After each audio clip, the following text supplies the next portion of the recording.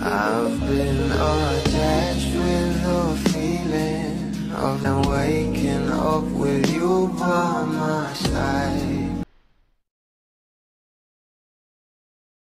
Alam naman natin na for the promote na nga itong ating Bel Mariano para sa movie nito na Meet, Greet and Buy, na kahit nga ang ating Donnie Pangilinan ay hindi nga nakakalimutang i-promote ang movie ng kanyang Think.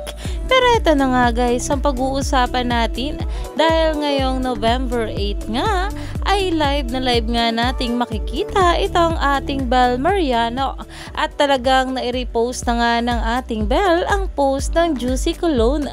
At ayon nga guys dito, good morning everyone, see you November 8 at excited na nga ang mga bula dahil sa November 8 ay we're going live at 5 PM nga raw ayon pa sa post. Kaya naman excited na nga rito ang maraming bablis kung sino nga ba ang makakasama ng ating Bel Mariano dito sa event ng Juicy Cologne, na alam naman natin na talagang kahit siya excited na nga rin sa kanilang movie na Meet, Greet and Buy.